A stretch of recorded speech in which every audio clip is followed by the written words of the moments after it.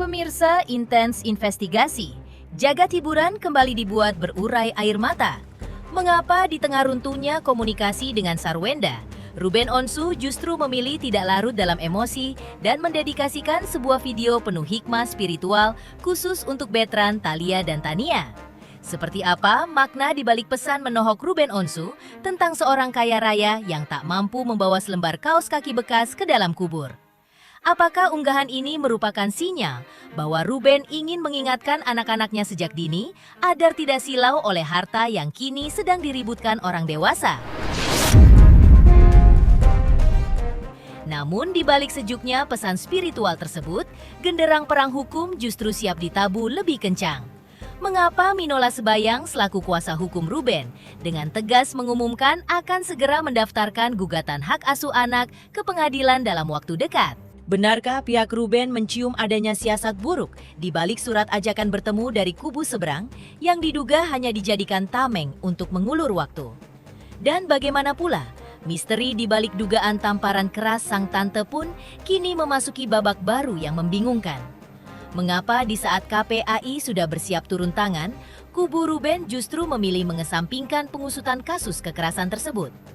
Rencana besar apa yang sedang dipersiapkan Minola hingga menyebut akses temu anak jauh lebih krusial ketimbang memenjarakan pelaku penamparan?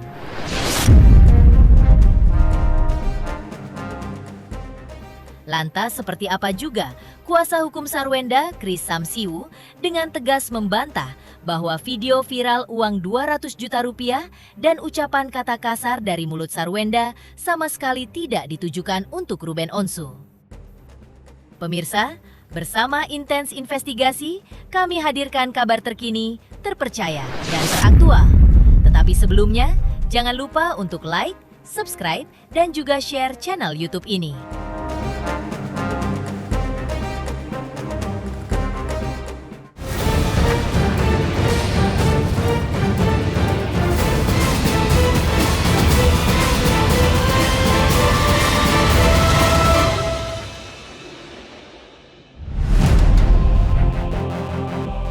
Presenter kondang Ruben Onsu kembali memicu rasa haru publik lewat unggahan video terbaru di akun media sosial pribadinya pada Kamis kemarin. Di tengah polemik hak asuh anak yang masih menyelimuti proses pasca perceraiannya dengan Sarwenda, Ruben memilih untuk tidak larut dalam emosi negatif. Sebaliknya, ia justru membagikan sebuah pesan kehidupan yang sangat mendalam dan syarat akan makna spiritual. Melalui keterangan singkat di unggahannya, Ruben menegaskan bahwa pesan video tersebut memang sengaja ia dedikasikan khusus untuk masa depan ketiga buah hatinya. Ini untuk ketiga anakku, tulis Ruben Onsu penuh emosi. Ya, itulah pesan menohok yang tampaknya ingin disampaikan Ruben Onsu kepada anak-anaknya. Sontak, unggahan video yang dibagikan ulang oleh Ruben Onsu ini pun langsung menarik respon positif dari warganet, di mana diantaranya banyak yang merasa tersentuh dengan makna mendalam yang terkandung dalam kisah tersebut. Masya Allah, Ko Ruben, aku yang dari lahir sudah Islam, gak terlalu mendalam begini. Istiqomah ya, komen netizen. Sementara itu, di tengah konflik yang kian meruncing, kuasa hukum Ruben Onsu, Minola Sebayang, menyatakan akan segera mendaftarkan gugatan hak asuh anak ke pengadilan dalam waktu dekat. Langkah tegas ini diambil lantaran Ruben terus dipersulit dan tidak dapat bertemu dengan buah hatinya. Pihak Ruben menegaskan bahwa tindakan menghalangi pertemuan ini telah melanggar hak asasi anak untuk mendapatkan kasih sayang dan perhatian yang utuh dari ayah kandung mereka. Tindakan itu kan yang terakhir kan saya sudah sampaikan bahwa kita sudah mendapatkan persetujuan dari Ruben untuk kita segera mengajukan gugatan hak asuh anak terhadap kedua anaknya Ruben. Ya, jadi ini dalam proses finalisasi dan kalau nggak ada halangan mungkin dalam waktu dekat bisa kita daftarkan gugatan hak asuh tersebut ya, karena alasannya kita selama ini tidak diberikan kesempatan untuk bisa bertemu dengan anak-anak seperti apa yang sudah diatur dalam kesepakatan di Akta 39. Berarti itu juga melanggar hak ajasi anak-anak untuk mendapatkan cinta kasih dari ayahnya. Kalau misalnya Ruben sudah membaca dan setuju, mungkin dalam waktu dekat ini kita sudah bisa daftarkan gugatannya. Diketahui, Pihak Ruben memang telah menerima surat ajakan bertemu dari kubu Sarwenda. Namun mereka berharap surat tersebut tidak dijadikan tameng atau alasan untuk menghambat Ruben bertemu dengan anak-anaknya. Mirisnya, semenjak surat balasan dikirimkan oleh pihak Ruben, hingga saat ini belum ada lagi komunikasi lanjutan yang terjalin antar kuasa hukum kedua belah pihak. Ingin ketemu sama anak-anaknya. Nah, jadi yang diharapkan oleh Ruben itu anak-anak ini dikirim atau minta dijemput gitu loh, supaya anak-anak ini bisa berkumpul, nginep bersama Ruben 2 hari, 3 hari. Itu yang diinginkan oleh Ruben. Tapi setelah kita menunggu sekian lama, yang datang bukan anak-anak, yang datang adalah surat dari kuasa hukumnya S untuk ajakan joint meeting. Tapi karena ajakan itu tidak mencantumkan waktu, tempat, dan tanggal, kami nggak bisa putuskan. Silakan, artinya kuasa hukum S memilih tanggal dan waktu yang menurut dia tepat untuk mengundang kami hadir dalam pertemuan joint meeting tersebut. Harapan saya, harapan kami, harapan Ruben, janganlah artinya surat ajakan joint meeting ini menjadi penghambat anak-anak bisa bertemu dengan ayahnya. Setelah surat itu kami terima, kami respon dengan menjawabnya, belum ada komunikasi apapun lagi dengan kuasa hukum S.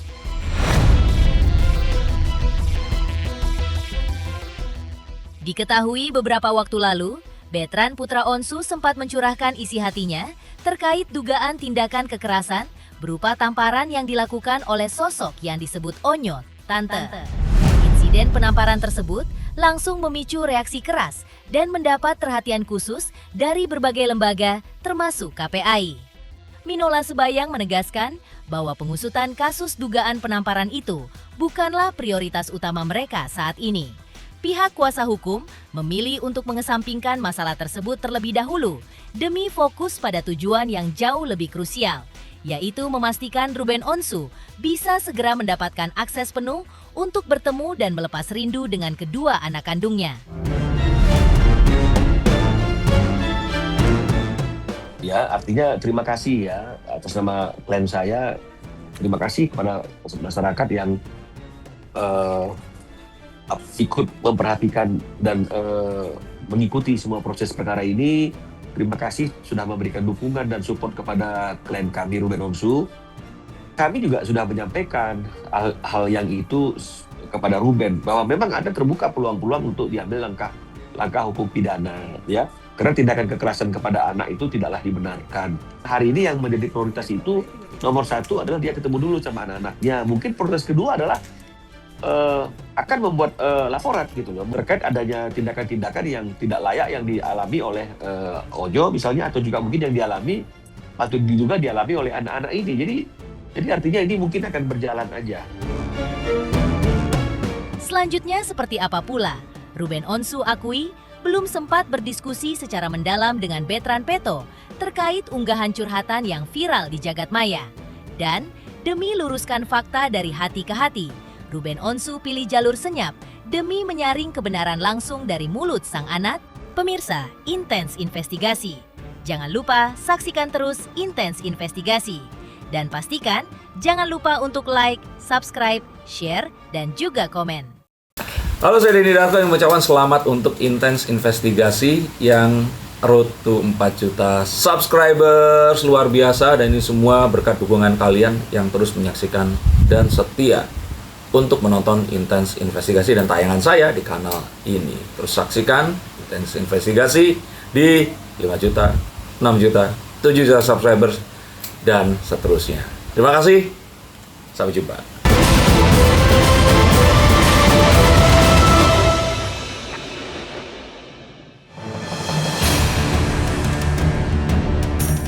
Sementara itu, di tengah kegaduhan yang terus bergulir di jagat maya, Ruben Onsu secara jujur mengakui bahwa dirinya hingga kini belum sempat duduk bersama untuk berdiskusi secara mendalam dengan Betran Peto mengenai unggahan curhatan yang telanjur viral beberapa waktu itu. Kesibukan yang padat serta situasi yang masih memanas membuat momen komunikasi intim tersebut terhambat. Meski begitu, Ruben menegaskan bahwa dirinya tidak ingin menelan mentah-mentah rumor yang beredar atau langsung mengambil kesimpulan sepihak. Sebagai seorang ayah, Ruben merasa memiliki tanggung jawab besar untuk meluangkan waktu khusus agar bisa berbicara dari hati ke hati dengan sang putra secara privat. Kalau tanya saya belum ketemu ngobrol berdua sama Onyo gitu. Jadi saya harus ngobrol berdua dulu, saya takut beda pengertiannya gitu ya. Jadi saya belum bisa ngomong apa-apa dulu, harus ketemu dulu. Yang lagi saya lakukan ya, saya mau ngobrol sama Onyo kayak apa, seperti apa yang membuat dia menjadi ya bisa meluapkan itu gitu, bisa meluapkan itu. Jadi saya sebagai orang tuanya yang harus tahu dulu nih apa duduk permasalahannya ya gimana gitu. Jadi nggak semata-mata saya hanya menyimpulkan dari yang saya baca doang. Tapi kan kalau untuk ngobrol yang kayak gini kita harus memang benar-benar janjian, nggak boleh kemana-mana ya, nanti kita harus ngobrol gitu. Jadi kadang-kadang gue kalau setiap Senin tuh ada apa lagi gitu, baru gitu. Jadi bukan lagian juga pada ngapain, lu pada di lapangan bola, biar banyak bola, ada lagi apa lagi. Emang ayo udah nonton gitu. Jadi nggak bisa reaksi saya marah kan gitu. Baru ntar setelah itu baru harusnya gini. Ayah dari Thalia dan Tania ini menegaskan dengan sangat kuat bahwa dirinya sama sekali tidak ingin terburu-buru dalam mengambil tindakan. Bagi Ruben, sangat tidak bijaksana jika seorang kepala keluarga bertindak secara reaktif hanya dengan bersandar pada potongan teks, tangkapan layar, ataupun narasi sepihak yang berseliweran bebas di media sosial tanpa kejelasan latar belakangnya. Dia udah besar, nggak bisa lu terus kokop terus. Dia ada waktunya sendiri, ada waktunya dia ini. Tapi ya buat saya cuman mungkin saya harus ngobrol lagi berdua sama dia untuk dia bisa apa yang membuat dia menjadi bisa menceritakan itu. Saya sama sekali tidak emosi karena buat saya ya mungkin kan kacamata orang, setiap orang pasti kita beda-beda ya. Ya memang mungkin di mata sebagian orang kita cocok begitu, kita pantas begini. Jadi saya bukan tugas saya untuk mengubah pola pikir orang, tapi yang saya pikirkan adalah ya ada Onyonya nih yang lagi menerima itu kurang bagus gitu. Jadi yang udah deh dikata kita lagi berdarah-darah juga kita obatin yang anak dulu deh gitu. Sebagai langkah antisipasi sekaligus penanganan yang tepat secara hukum, Ruben memilih untuk tidak melangkah sendiri. Ia secara penuh mempercayakan seluruh urusan legalitas, penyelesaian sengketa, hingga proses mediasi ke depannya kepada kuasa hukum kepercayaannya, Minola Sebayang. Di tengah peliknya badai permasalahan yang bertubi-tubi menimpa keutuhan keluarganya, presenter kondang ini menyelipkan doa dan harapan besar agar awan mendung yang menyelimuti kehidupan mereka bisa segera berlalu. Bagi Ruben, fokus utamanya saat ini bukan lagi tentang siapa yang menang atau kalah dalam persidangan, melainkan bagaimana mengembalikan ketenangan batin masa depan ketiga anak-anaknya. Pokoknya itu semua sudah diserahkan ke pihak pengacara, biarkan udah berjalan. Jadi apapun itu buat saya Thalia Tania ya tetap anak saya gitu. Ya, Thalia Tania tetap anak saya, Thalia Tania tetap punya ayah yang masih ada gitu aja. Yang penting segala keputusan dan yang lainnya ya Bang Minola selalu memberikan arahan yang terbaik gitu. Dan saya percayalah pasti akan ada pelangi setelah ini gitu, akan langit lebih bagus lagi gitu. Makanya saya cuma bilang Mbak, saya lagi diminta untuk sabarnya lebih luas lagi aja gitu. Saya udah diskusi sama Bang Minola, jadi tanggalnya Bang Minola bisa, saya nggak bisa. Tapi ya alhamdulillah saya senang adanya bisa berdiskusi gitu ya. Mudah-mudahan ya ada titik terangnya gitu. Mudah-mudahan ada titik terangnya karena kan yang diobrolin dan yang diminta ini adalah cuman waktunya anak-anak doang, melebarnya jadi kemana-mana. Yang saya inginkan itu adalah bertemu sama anak-anak, hanya sayanya dan anak-anak saja. Jadi itu doang. Kenapa? Ya karena saya pengen intimate aja gitu. Cuman ya memang semuanya itu kan perlu waktu, jadi ya perlu sabar lagi aja gitu. Saya harus bisa membuat ya semuanya baik-baik saja. Apapun itu buat saya Thalia Tania ya tetap anak saya gitu. Mau ngapain ya, mau main, mau ngobrol, mau jalan, Itu aja sih. Selanjutnya, seperti apa pula? Kuasa hukum Sarwenda, Kris Samsiwu, mengklarifikasi video viral soal nominal 200 juta yang dituding menyindir Ruben Onsu. Seperti apa? Kris Samsiwu tegaskan bahwa tak ada satu kata pun dari mulut kliennya yang menyebut nama sang mantan suami. Pemirsa, Intens Investigasi. Jangan lupa saksikan terus Intens Investigasi. Dan pastikan jangan lupa untuk like, subscribe, share, dan juga komen.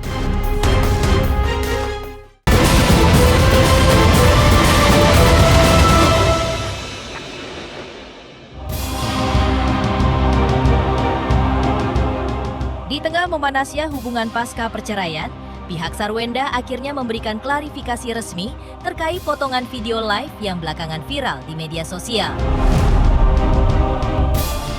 Dalam video tersebut, Sarwenda sempat melontarkan ucapan mengenai nominal uang 200 juta yang memicu berbagai spekulasi liar dari netizen. Menanggapi hal itu, kuasa hukum Sarwenda, Kris Samsiwu, menegaskan bahwa dirinya telah melihat dan menganalisis video yang beredar secara utuh. Menurut Kris, pernyataan sang klien sama sekali tidak ditujukan kepada Ruben Onsu.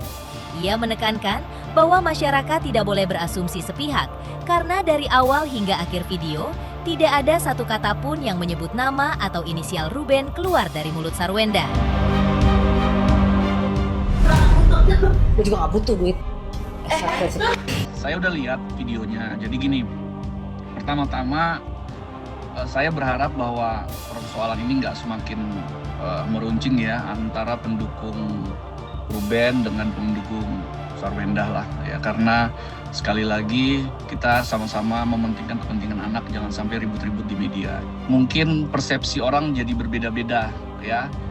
Saya menonton video itu, memang video itu menurut saya bisa dipahami berbeda-beda, tetapi prinsipnya menurut saya tidak ditujukan kepada RO, menurut saya ya, karena saya juga diskusi dengan pihak mereka ya.